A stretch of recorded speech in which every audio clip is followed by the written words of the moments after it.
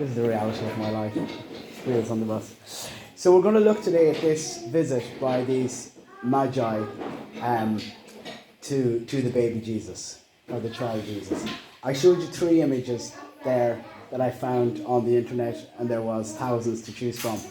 What do they all have in common?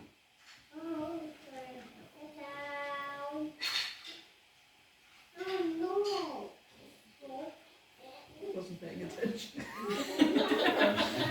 Don't 3 wise men always have crowns or something?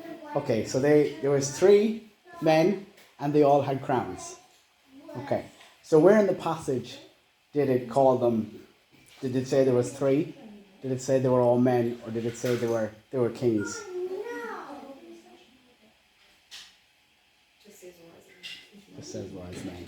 And there are lots of languages where if any of the group are male, then the male, what's it called?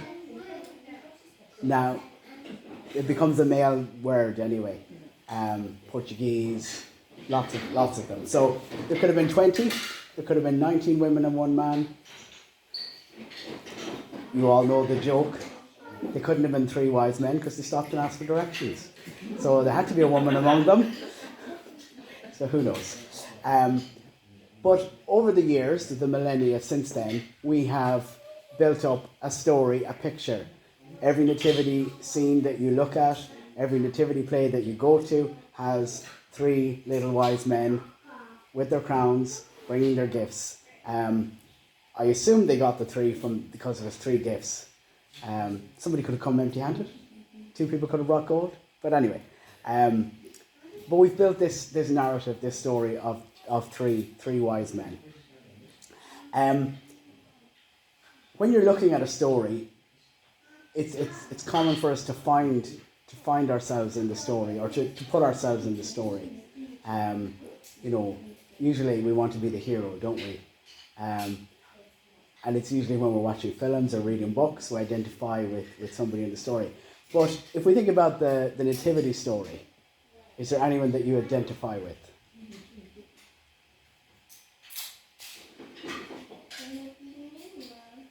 Would you be a shepherd, Sarah Jane? Or a wise man? Or an innkeeper? Or a wise woman? A shepherd, but only because they were scared.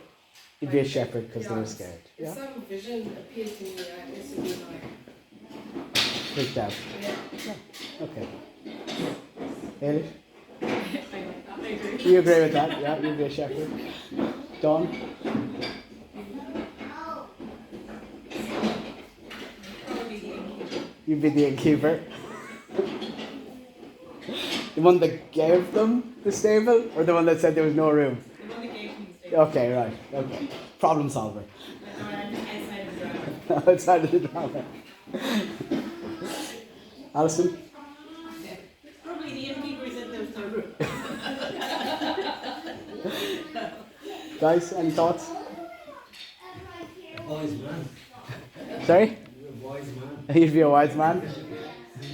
Very good. So if we look at the story, I was thinking today about this passage and this story, and then thinking about, Christmas has just been over, all the Instagram perfect pictures of Christmas and Christmas presents, and the story behind those pictures that we don't often see. And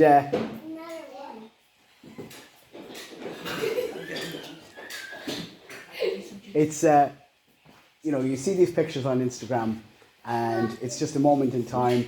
People take the most perfect shot. People send out their Christmas cards with their news about the wonderful year they've had. They got a promotion at work.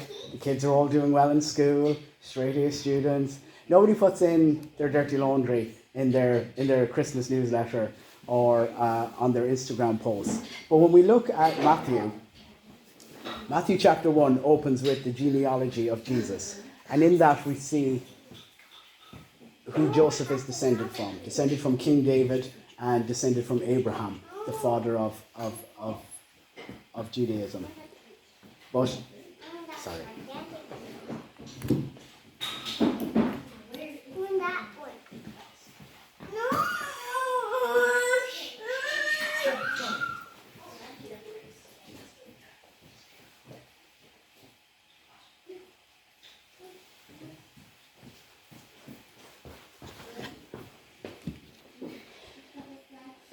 there's a lot to be said for no families, no children. Isn't it?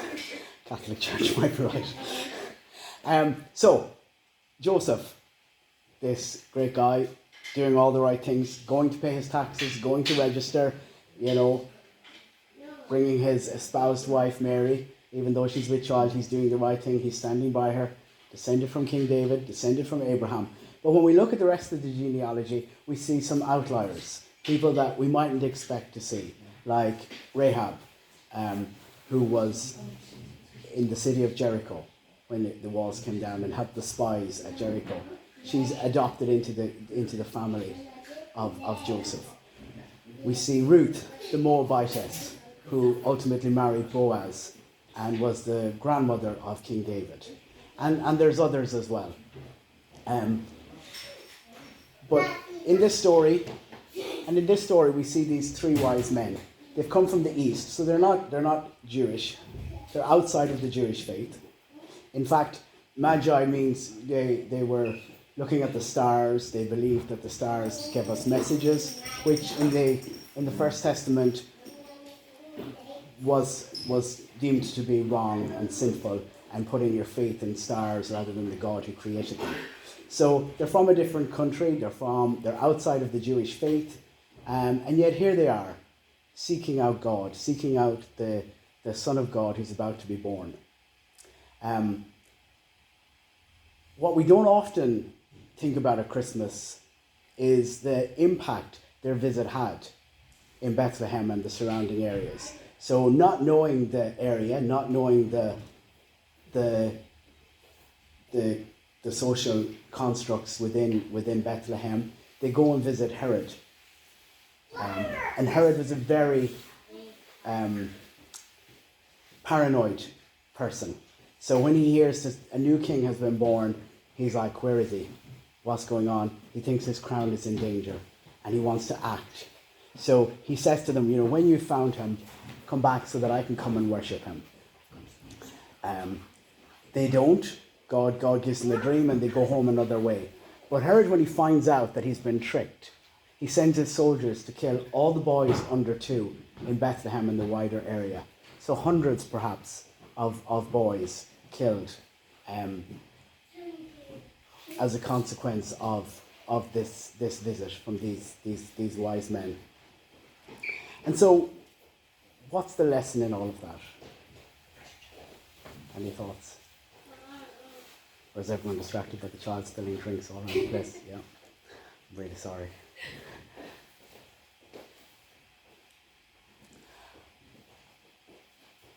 I think when we look at the genealogy of Jesus, those who visited Jesus when he was born, I think it shows us that God is a God for all. In John 3:16, for God so loved the world. So he's not limited to the Jewish faith or those born within the Jewish faith, but open to everybody. I heard the other day, God created, and everything God created, God loves. So there's nobody and nothing without outside of God's love. So these magi, these visitors who came to visit Jesus, it's amazing that they've become the wise men who brought the gifts and financial security for Jesus growing up and for his escape to Egypt. And we don't often concentrate on the consequences. And I suppose that too shows that there's grace. We make mistakes, but God has grace and shows us grace and extends us grace to forgive us no matter what mistakes we might make. And nothing that we can do puts us outside of his love.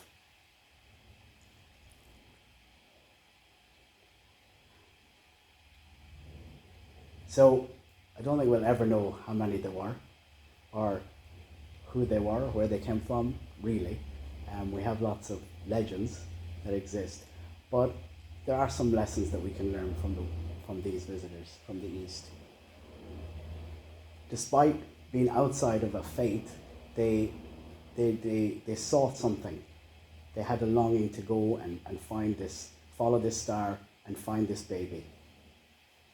They don't seem surprised when they go in and find a baby. And I don't know if they arrived at the innkeeper's stable or if they'd moved somewhere else at this stage. But no matter the humble origins, they go in and present their gifts and worship this child. And I think, we can learn from that God can be found anywhere, no matter how humble or rich the space. God can be found in there.